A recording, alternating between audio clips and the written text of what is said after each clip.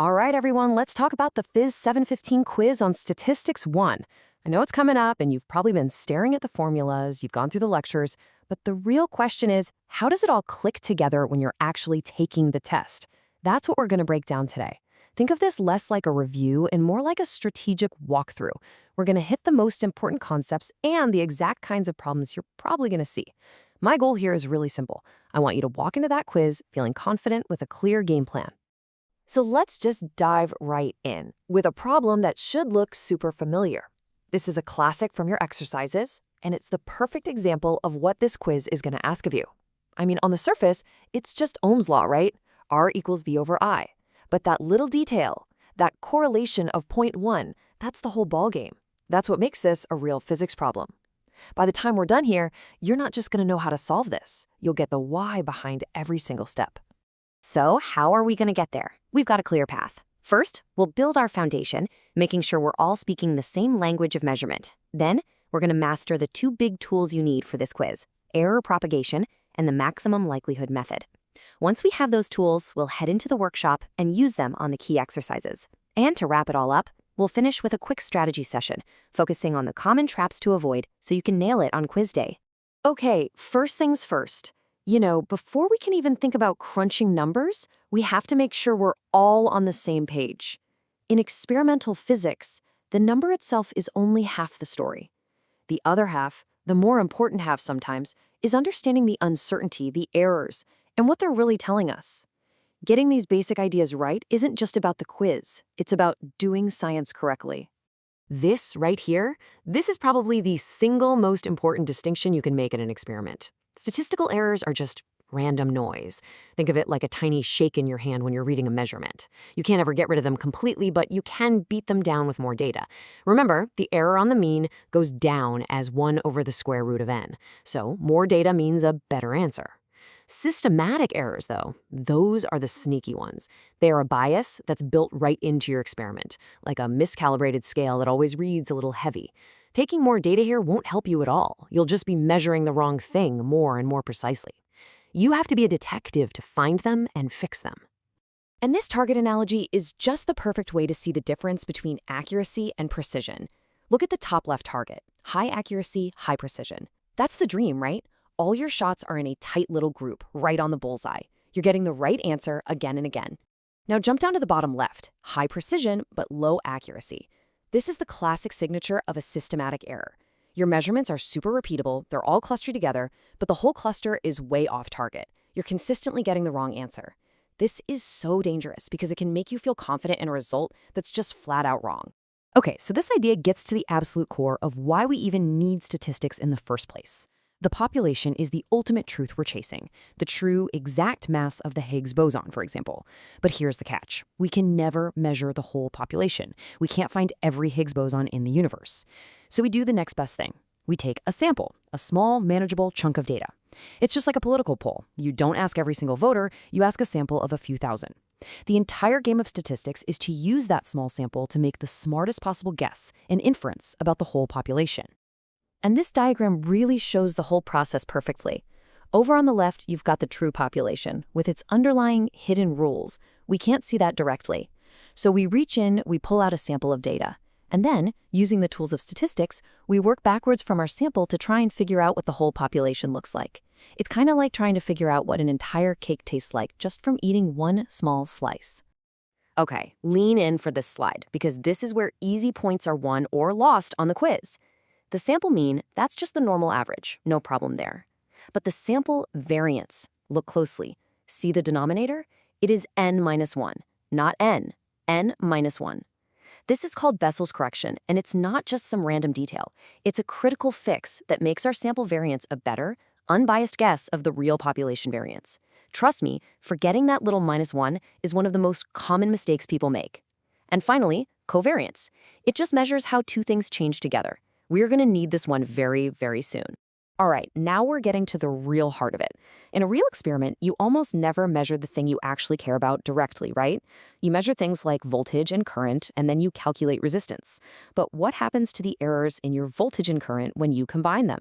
That's the question error propagation answers, and it's our first big tool for solving that problem from the beginning. Let's start with the simplest case. Our measurements are totally independent. The random error in one has nothing to do with the random error in the other. When that's true, the rule is that the variances add in quadrature. That's just a fancy way of saying you square the individual errors, add them up, and then take the square root. But there's a twist. Each error gets weighted by how sensitive your final answer is to that measurement, and that weight is the partial derivative squared. So if a tiny change in one input causes a huge change in the output, its error is going to matter a whole lot more. But what happens when they're not independent? And this, right here, is where it gets interesting. This is what makes a problem realistic. In our resistance example, what if the voltmeter and ammeter are both hooked up to a power supply that's flickering a little? Well, when the voltage randomly fluctuates up, the current will also go up. Suddenly, the errors in V and I aren't independent anymore. They're correlated. And if we don't account for that, our final uncertainty will be wrong. Okay, this slide is the holy grail for error propagation. This table has the full formulas you need, including that critical covariance term. Look at the first two rows. If covariance is positive, it makes the error on a sum bigger, but it makes the error on a difference smaller. That makes sense, right? If two things move together, their sum will jump around more, but their difference will stay more stable. Now, zoom in on that last row, the formula for a ratio. That is exactly what we need for R equals V over I. And look closely. See that minus sign in front of the covariance term? That's a huge trap. It means that when V and I are positively correlated, it actually makes our final uncertainty on the resistance smaller. We'll see exactly why in a bit. All right, time for our second major tool, and honestly, this one is probably the most powerful tool in the whole box. The maximum likelihood method is the workhorse of physics. Finding the mass of the Higgs, fitting cosmological models, it all comes down to this. It answers a really simple but profound question. Given the data I actually collected, what are the parameter values that would have made this data set the most likely thing to see? And the best part about the maximum likelihood method is that it's literally a recipe. You follow the same 4 steps every single time. Step 1, write down the likelihood function. That's just the probability of getting your specific data. And for independent measurements, you just multiply the individual probabilities together. Step 2, take the natural log. This is a pure math trick, but it's a game changer. It turns a big, ugly product into a nice, simple sum. Step 3, differentiate the log likelihood with respect to the parameter you want to find. And step 4, set that derivative to 0 and solve for the parameter. The answer you get is your best guess, the maximum likelihood estimate. So you've got your best fit value.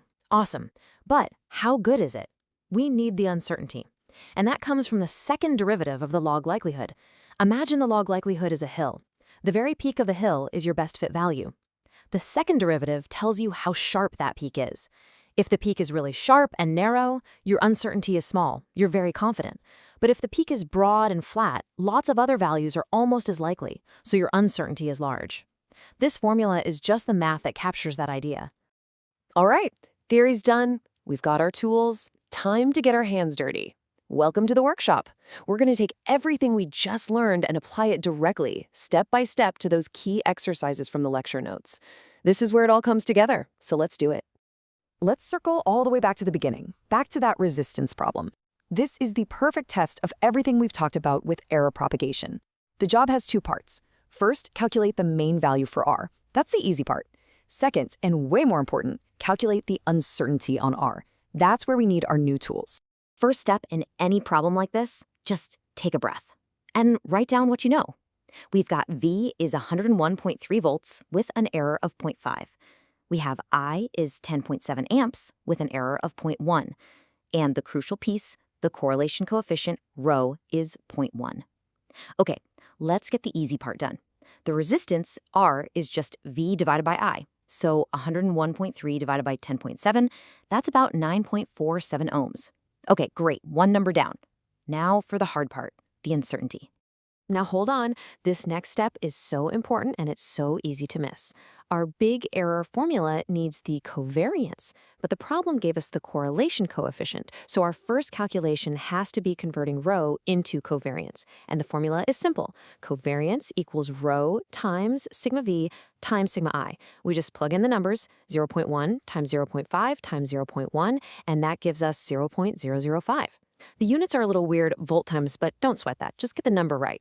Okay, now we have all the pieces of the puzzle.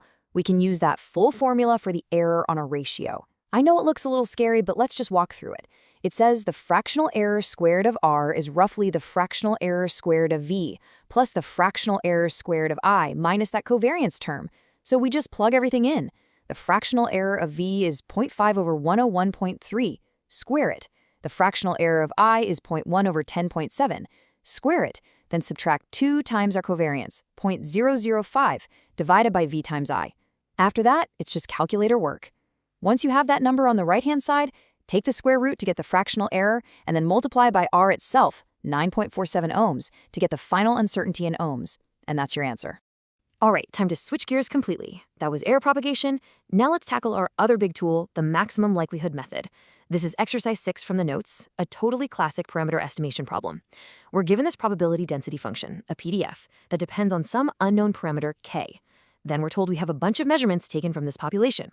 Our job? Use the data to find the best possible estimate for k. So what do? We just follow our 4-step recipe. That's it. First, a quick side quest. We have to normalize the PDF. A real PDF has to integrate to 1. If you integrate x to the k from 0 to 1, you'll find that the constant a has to be k plus 1. Okay, now for the recipe. Step 1, likelihood. We multiply the PDF for each data point together. That gives us k plus 1 to the n times the product of all the x's to the k.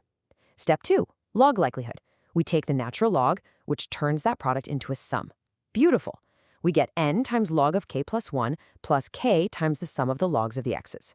Step 3, differentiate. We take the derivative with respect to k. The first term gives us n over k plus 1. The second term just gives us the sum of the logs of x. Step 4, solve. Set that whole thing to 0, do a little algebra, and you'll find that your best estimate k hat is equal to -1 minus n divided by the sum of the logs of your data. Done! That's the maximum likelihood estimator. Okay, wow, we have covered a ton of ground. We've got the tools, we've gone through the exercises. Now let's just bring it all home with a final briefing. This is all about quiz strategy, how to avoid the common mistakes, what to double check, basically how to make sure you get every single point you deserve. Let's make sure you walk in there with a clear head and a solid plan. These are the landmines. These are the traps that students fall into year after year.